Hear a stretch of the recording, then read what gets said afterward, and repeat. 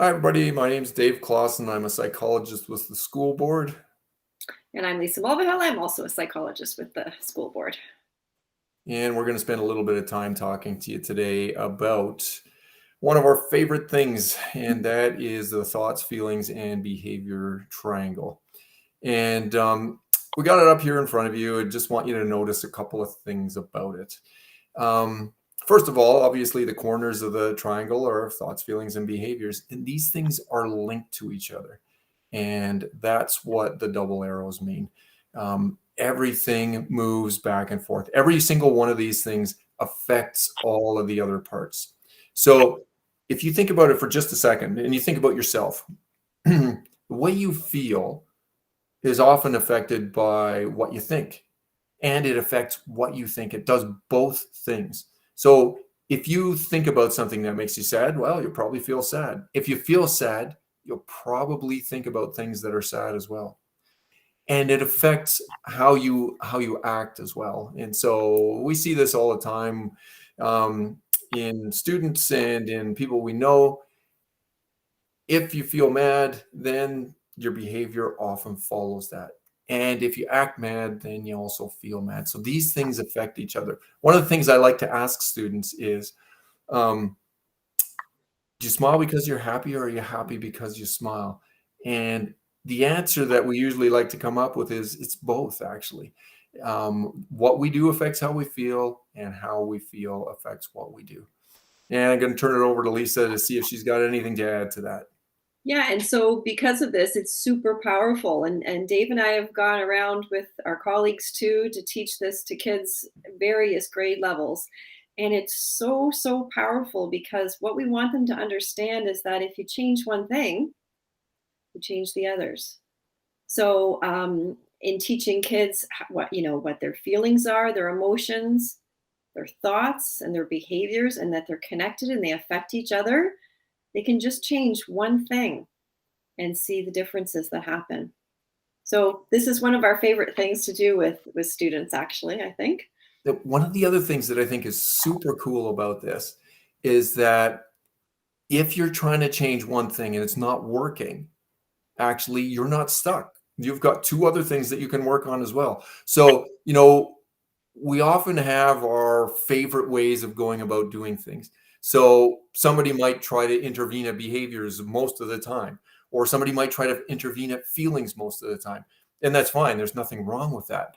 But if you get stuck, it's like, okay, now what do I do? Well, you shift. Okay, well, if I've been working with feelings, okay, now I'm going to try to work with behavior. I'm going to try to work with thoughts. If I'm working with behavior all the time, okay, well, I'll move over to thoughts and I'll move over to feelings. It's incredibly flexible to think about the world this way. And it helps you to not get stuck in trying to do one thing all the time. And it's true, some people do get stuck in one thing in particular. So if you're a person who really gets stuck in your thoughts, you can do something different. Try something to make yourself feel a little bit different. So yeah, it's super powerful.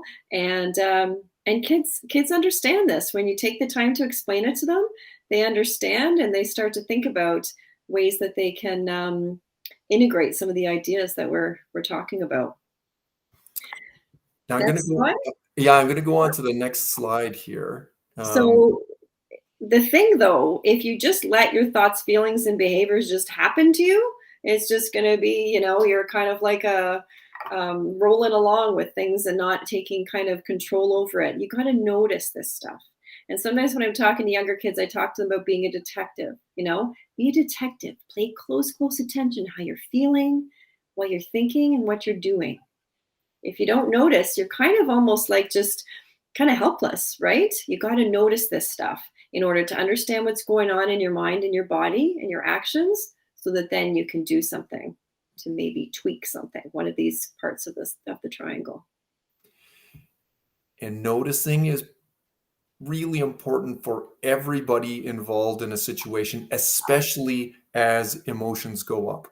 So it's important for the student to notice their thoughts, their feelings, and behaviors. It's equally important for the adults around them to notice those things as well. Because as adults, when something's going on with a child, we will have thoughts, we will have feelings, and we will have behaviors that are attached to that. We got to notice them. We've got to be able to say, oh, there we go. I can see what's going on here. I know why that's happening. And so noticing is really difficult, quite frankly, because most of the time we're set on automatic pilot and we just do what we do. Something happens and, oh, I feel this way, and oh, I'm doing this. And the whole purpose of noticing is to get us off automatic pilot so that we're able to actually have some input into, okay, well, now what am I going to do? How am I going to think about this? And what am I going to do with it? Okay, so noticing is super important. If we don't notice how we feel, we can't do those things. And another piece of that, I think, too, is applying it to ourselves and modeling this kind of practice. So I'll give you an example of perhaps losing your keys, right? You lose your keys, you're late, you might have a reaction that's maybe not that helpful, right? You might think, oh, I'm always losing my keys. How can I be so disorganized? If you verbalize that and you show your kids you're kind of, your behavior is kind of erratic or you're getting really frustrated, that's modeling one way. But what you want to try to do, and it's easier said than done sometimes, is to notice, I've lost my keys. I'm getting really upset. My face is getting flushed. My body's tensed. Okay, well, how am I going to think about this? And your first thought might be really negative, right? But if you can catch that and try to tweak it or change your behavior in terms of what you usually do, you know, maybe we can help, the family can help, or whoever's there can help find the keys versus you running around kind of looking under everything kind of in an upset way. Modeling this kind of thing is super important too. Absolutely. And that brings us to something that I think is really important about this as well. And that's how much control we have over each element in this triangle. If you think about it, we don't actually have a lot of control. Again, all of these things influence each other. So we, in the end, have some control. But if you think about feelings all by themselves, we don't have a lot of control over that. You lose your keys, you feel a certain way. You feel frustrated. Or I feel frustrated with myself. Why am I so disorganized? I feel, mad at somebody else. It's like, you take my keys all the time. Those words might even come out of your mouth sometimes, right? Where'd you put them? And so we don't ask for that feeling. That feeling just happens. And so, we can't just shut it off either. It happens, it's there. And our job is to notice. And Dave, did you notice how connected your thoughts and feelings were because you were frustrated and you were already getting into the thoughts, right? Like they're so interconnected. And that's what I think is really the power of this is you're upset, you're already thinking, you took my keys, or I'm so disorganized. Like it quickly can escalate. And that's why it's so important to practice this and notice those kinds of things that are happening, right? Mm-hmm. And Lisa, I just noticed that I am having both a thought and a feeling about ourselves because we forgot to do something really important.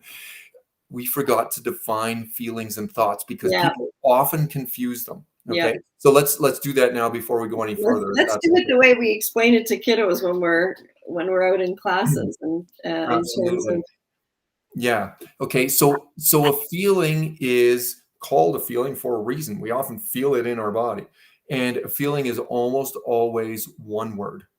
Okay. And you can use it to finish the sentence. I feel, and then put in one word: happy, sad, mad, scared, jealous, whatever the word might be. Okay. So feeling is almost always one word. And that's different from a thought because a thought is usually either a sentence or a picture. So it actually happens to be a nice day. So I'm going to say, hey, today's a great day. It's sunny outside. That's a thought.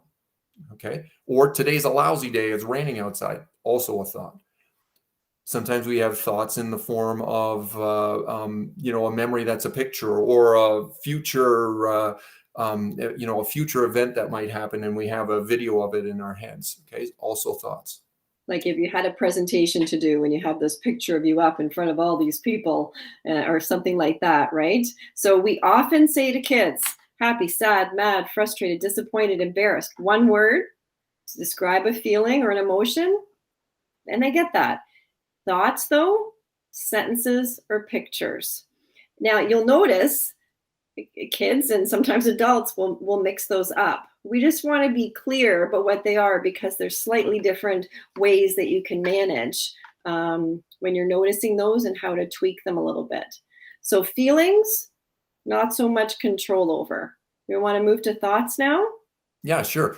So thoughts are interesting because we often ask students, how much control do you think you have over your thoughts? And we get answers all over the place, which is great. Um, I like to think about it this way, and there may be better ways to think about it, but I like to think about it this way. The first thought we have very little control over. I lost my keys. The first thought that pops into my head, oh, my daughter took my keys again. I may not have all that much control over that. And sometimes actually, we don't have all that much control over the next thoughts, especially if we don't notice what's going on. But at a certain point, after we notice what's going on, then we have much more control over our thoughts. Wait a minute. The last time I lost my keys, I put them in the wrong place. And so that's a totally different kind of thought. So often the hot thoughts, the ones that cause us problems, are automatic, just like feelings, and they just happen. And if we don't catch them, if we don't notice them, we continue on that track, that feeds the feeling and potentially feeds behaviors that we don't want as Mhm. well. And so again, our job is to sit back and go, wait a minute, I notice what's going on, and then start to exert a little bit of control over our thoughts and think about things in a different way. Lisa, Yeah, my anything? yeah, my favorite is when we ask them about behavior. And a lot of the time, kids will say, "I don't think we have much control over our behavior." And that's too bad because we would say you do. That there is control over our actions. And that's really important and empowering because if you don't feel like you have much control over your behavior, that's not so empowering. And that's kind of a bit scary. So when we talk to kids, we talk about not so much control over feelings, not so much control over the first thought, but control over maybe the subsequent ones down the road, as long as you're noticing, but you do have control over your actions or your behavior. And part of what makes noticing so important is that allows us more and more and more control over our behaviors. So let's go back to the keys for a Mhm. second. Okay, I got a spike of frustration. I got a blaming my daughter. Right? Or actually, that's not the way it goes. I got a spike of frustration. I blame my daughter. It actually, the way I feel probably actually gets worse. I need to exert some control over my behavior. And it's when I notice, it's like, oh, wait a minute, this is what's going on. I know this happens every time. And I know that sometimes, yeah, she did actually take my keys. And I also know that if I yell at her, it's really not going to help very much. So I'm going to exert some control over my behavior. I'm going to go ask her, and I'm going to go ask her politely and kindly. That's exerting control over my behaviors. I'm exerting control over my tone of voice and the words I choose. And I'm also going to look in places where I sometimes misplace things and just set stuff down instead of put it where it's supposed to be. Okay, totally different than just going, "Hey, where are my keys?" And in a blaming, accusatory tone of voice, right? Mhm. And that's what we're trying to teach kids to do with this.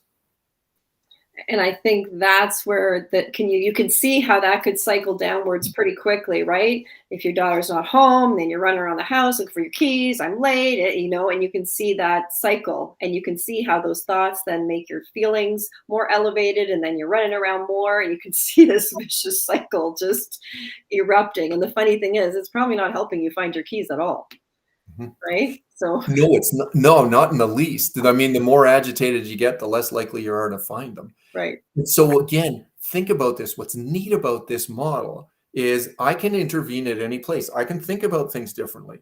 But if I can't think about things differently right now, and I have in my head, you always speak in a calm, kind tone of voice, right? So we're talking about behavior. I can intervene at behavior first, and then that calm can spread to my thinking and to my feeling, right? So you can intervene at lots of different places, or you can do some breathing exercises first. I'm going to calm down before I talk to anybody. Then I'm going to change the way I think about it. So you can intervene at any one of these points, and that's good. That works. Everybody's got their favorites, and there's nothing wrong with that. But we can intervene anywhere. Yeah.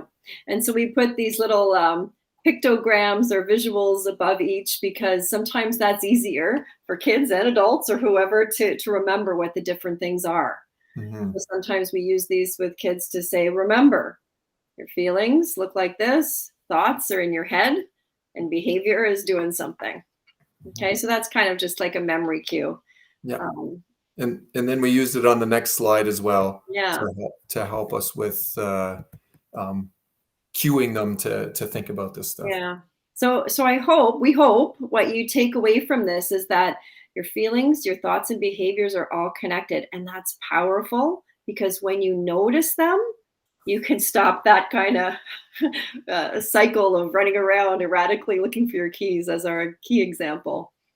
And then you can do something to manage, whether you try to intervene, like Dave said, with your feelings by trying to calm yourself down by breathing or your thoughts, trying to tweak them slightly, or your behaviors, going to ask nicely instead of phoning or texting or where are my keys? Where did you put them now? Right. So any of those places you can intervene, Mhm. which is pretty empowering, we think because sometimes our feelings do happen really quickly. And if we can catch them and notice them quicker, then we can sort of avoid that spiral or that vicious circle. And remember, I'm probably less likely to find my keys if I'm super, super upset and thinking a lot of negative things and running around the house erratically looking for them or yelling at my daughter or whatever. Yeah. So the last part of this is three questions, and I've used this a lot, and it has been very successful when people do it. Okay.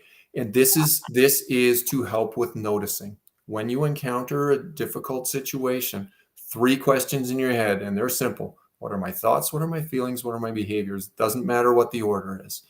And so if you're able to take that second and teach your students and your children to take that second to ask themselves those questions, suddenly they notice and suddenly they're able to manage things in a better way than they did before.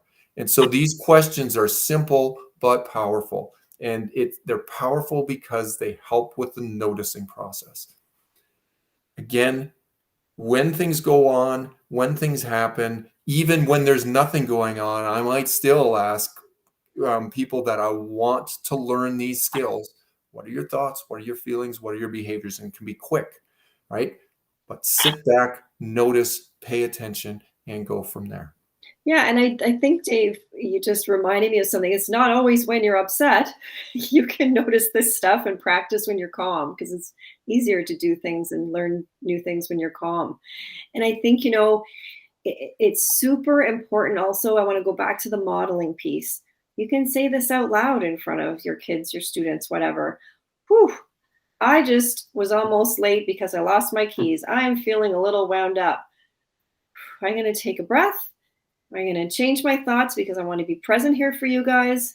And I'm going to do what I need to do. So I think that process of showing them it in action and showing them that it's not easy sometimes to control our feelings, right? Is super powerful as well. We can mess up and we can have a moment where the emotions get the better of us, and that's okay. Emotions aren't a bad thing. We just want to be able to notice what's happening so that we can function in a way that helps us to find our keys or study or whatever, or teach a class or do a presentation. Or get along with other people when they're not doing what you want them to Yeah, do. absolutely. Absolutely. So hopefully there's been something in here today that twigs something for you and that's useful to you. Again, if we could get the entire world to start asking themselves, what are my thoughts? What are my feelings and behaviors? We would be very happy with that. So take what you can out of here and hopefully there's something useful. Yeah, I hope so. And check out the other videos on our YouTube channel. There's some calming exercises. There's some things about worries and validation, whole bunch of things that you guys can take bits and pieces from, and hopefully it helps in all parts of your life with your kids, with your students, with yourselves. All right. Thanks Okay, for thanks. listening. Take care. Bye.